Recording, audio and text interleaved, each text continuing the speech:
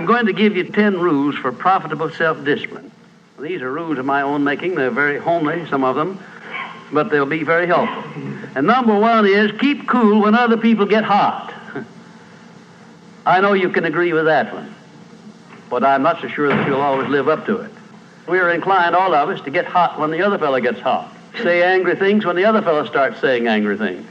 I was in the home of the president of a big electric power company one evening when there came a storm, and he called up one of his head men to go out to take care of an emergency that happened as a result of that storm. It was on Sunday evening. The man was gone about 2 hours, and when he came back, he came up on the front porch of the home of this man and called him out on the porch, and I never heard a man get such a tongue lashing in all my life as this president of the electric power company gets. He says, you blankety blank blank, you think because you're the president of the company, blankety blank blank, and I'm just as good as you are, blankety blank blank. Oh, it was terrific. I only heard one side of the conversation because there was only one side of it. One man was doing all the talking, and one man was doing all the listening. And after this had been going on for fully 3 minutes, the other man ran out of wind and had nothing more to say. He was mad, you see, because they'd called him out on this stormy night. I heard the president close the door, and he came back, and he just smiled and said, why, the man was a little bit hot, wasn't he? That's all he said. A little bit hot, wasn't he? I expected any moment to hear fists begin to fly out there. But you see, there was a man who had risen to great heights of achievement financially, and he had done it by self-discipline in every respect. And he didn't propose to allow a workman who had been temporarily unbalanced by his anger to throw him off balance and make him stoop to that level. He just didn't propose to have that done. And you'll notice when you get into an argument with anyone, and you're apt to if you don't watch yourself, that if you'll just remain silent while the other fellow is blowing off his top, he finally gets to the point where he's got no more top to blow off. Then if you want to get in a few words of your own, that's a mighty good place to do it. It's a mighty fine thing if the words that you get in are not the kind of the words you've been hearing. In other words, if you say something back kind in return, it's far better for the other fellow and far better for you. It shows you to be the bigger of the two persons. Now, anybody can get mad and blow his top because of what somebody does or says, and that's happening all the time. But the truly big man, the man who is in charge of himself, he doesn't allow anybody to draw him down to that level of a street brawl or of an argument in harsh words unless he wants to do it. And if he's truly a big man, he doesn't want to do it. Number two, remember there are 3 sides to all arguments. We ordinarily think there are 2 sides to all arguments, but they're not. They're 3. There's your side, there's the other fellow's side, and then there's the right side, which is usually about in the middle of the 2 viewpoints. Remember that when you get into an argument with the other fellow. Don't assume that he's always at fault.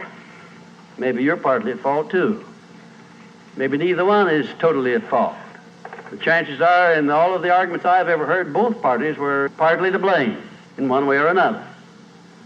I have never heard an argument where one party entirely was to blame, although I suspect there are such arguments at times. Number 3, never give directives to a subordinate when you're angry. If the matter is urgent, then cool off quickly. Number 4, treat all people as nearly as possible as if they were rich relatives from whom you expected to be remembered in their will. Now that's a good one. That's a honey. That is a honey. If you just do that, treat all people as if they were rich relatives from whom you expected to inherit something at their death. And you can do that. You know, if you had a rich relative that had $1 million he was going to leave to you, or you suspected he was going to, it wouldn't make very much difference what he said or did. He would never throw you off balance. You'd never talk back to him, would you? Of course you wouldn't. You'd be quite silly if you did. Keeping quiet for $1 million seems to me to be a very easy price to pay. Number 5, look for the seed of an equivalent benefit in every unpleasant circumstance with which you meet, no matter what the unpleasant circumstance is. Make it a point to discipline yourself so that you look for that seed of an equivalent benefit, and you start looking in connection with the circumstance. Don't wait a week or two till you've all worked yourself up about it. Start right in where you stand. It'll lessen the blow. It'll lessen the hurt of the wound, whatever it happens to be, if you start looking for that seed of an equivalent benefit. And number 6, learn the almost forgotten art of asking questions and then listening to the answers instead of getting the other fellow told off. It gives you an awful lot of satisfaction when you're angry to get the other fellow told, doesn't it? And the temptation is very great to do that. I know, because I've been there many times. Don't do it. Be bigger than that. Listen to what the other fellow has to say, and then when somebody makes a statement that you're not sure about, learn to ask this one question. It's one of the most important questions in life. It'll serve more purposes than any other short question that I can think of. When somebody makes a statement that you're not sure about, or that you doubt, or that you question, ask a 4-word question. How do you know? And then wait for an answer and see him squirm. Oftentimes there is no answer. People make wild statements that they can't back up.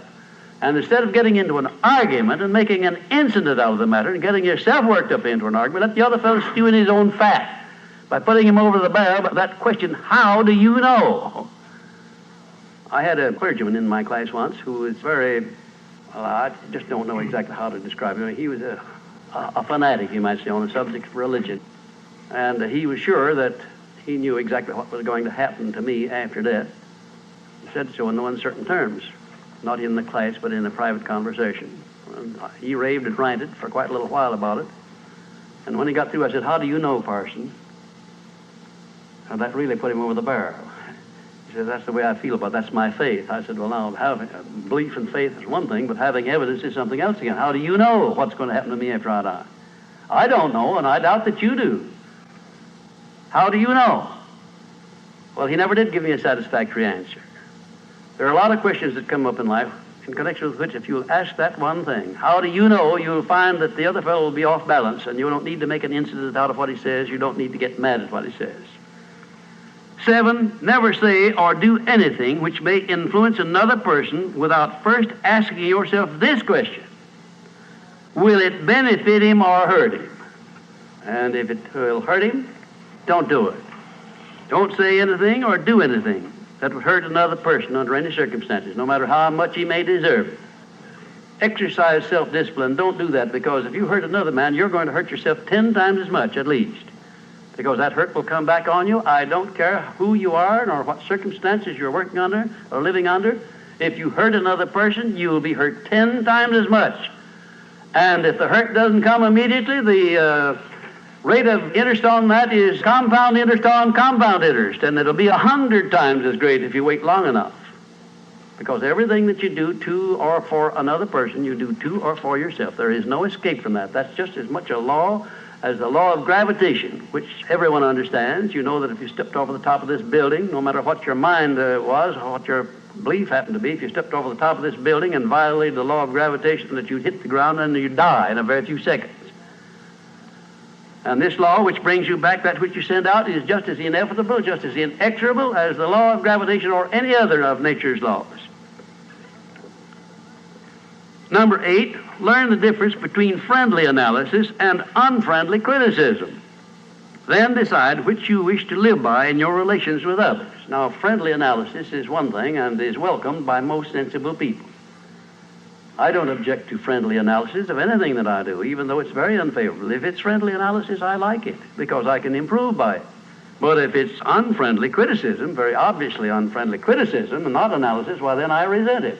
I wouldn't be human if I didn't. How can I tell whether it's friendly analysis or unfriendly criticism? How would you go about telling? There are a lot of ways you can tell. You can tell by your relationship to the person who's making it, whether it's friendly or unfriendly to begin with. If it's an enemy, obviously I discount it right off the bat, because you almost know it's going to be unfriendly criticism.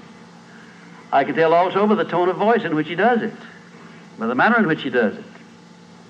Because a man who engages in unfriendly criticism generally uses a few epithets along with it that clearly indicates that he's biased. If you have self-discipline, you're not going to be influenced by that kind of a person.